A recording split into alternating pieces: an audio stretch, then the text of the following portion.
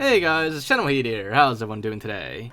So, by now, a lot of you have probably tried Infinite Co-op by now, and, there's been a lot of varying opinions about it, but I personally have been enjoying it quite a bit, and me and my friends, we have a lot of fun on it. We mess around, we explore, and all that. But one thing I wanted to try for a while is, well, as you know, the tank cannon is a very powerful and amazing secret weapon in the game. It's the best secret weapon hidden in Infinite.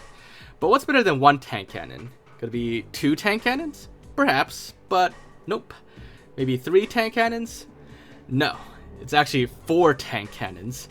With 4-player co-op and all 4 players using tank cannons, it is a blast, literally. And we've been having so much fun with 4 tank cannons, and it doesn't matter what difficulty you plan on campaign.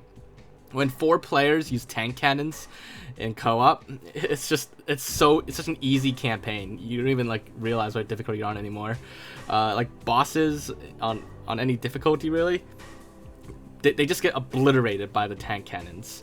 Now, of course, there are some drawbacks to 4 players using tank cannon. As you can see here, when you're on a small indoor map, especially in a small room, blasting the tank cannons, the tank cannon explosion doesn't damage yourself. You're actually immune to the blast. So that's why it's very useful to blast the ground around you to kill enemies near you.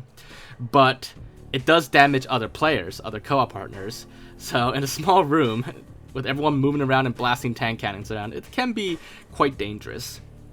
But against bosses, like I said, bosses just get obliterated by tank cannons very quickly. And there's other fun things to do with tank cannon. You can still ride vehicles with tank cannon, and if you're holding a tank cannon, you stand and you get into a passenger seat of a vehicle, you stand straight up.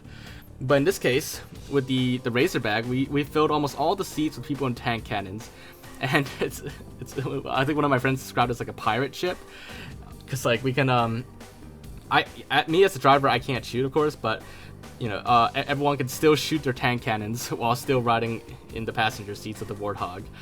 Now, you can only shoot in the direction you're facing. You can't rotate the tank cannon, so that's kind of why it's literally like a pirate ship cannon. So it's if you can get a full Warthog filled with tank cannons, it's actually an amazing vehicle, and it's unstoppable. And yeah, it is such an amazing thing to do, and it's really fun as well. But yeah, so going back to some boss fights.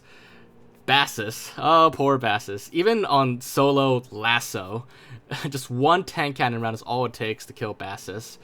And that, I mean, of course, it also blew up almost everybody in the room here. But with 4 tank cannons, we've killed him faster than one shot on Lasso, probably.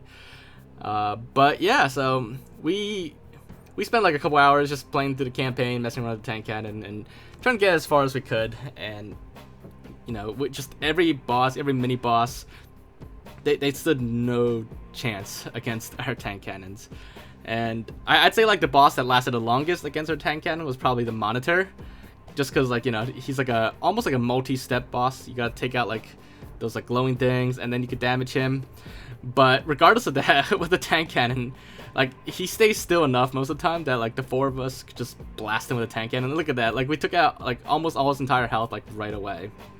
And there's a couple moments where he seems to be invincible at some points, but that doesn't matter. He's easy to dodge his attacks, and yeah, it just he doesn't stand a chance. And I bet if we coordinated this a little bit better and avoided blowing each other up a couple times, we probably could have destroyed the Monitor a little bit quicker.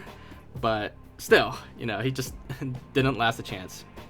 And we also, you might have noticed, but we also combined this with the cowbell and a boom skull, which can fling enemies around very far, which you'll see in a second. But on this other double boss fight against Hyperius and Tavorius, I think, we wrecked Hyperius, and Tavorius, well, he took a few more shots actually.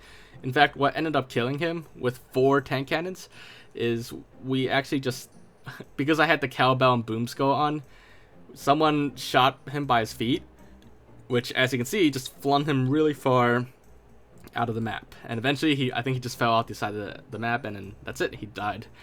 But yeah, so as you can see, Halo Infinite Co-op can be very fun. I've seen some varying opinions about it. Some people aren't too thrilled about it. But we've been having a lot of fun with it, and especially combined with 4 tank cannons, it's like crazy fun. So hopefully you guys are enjoying this as well.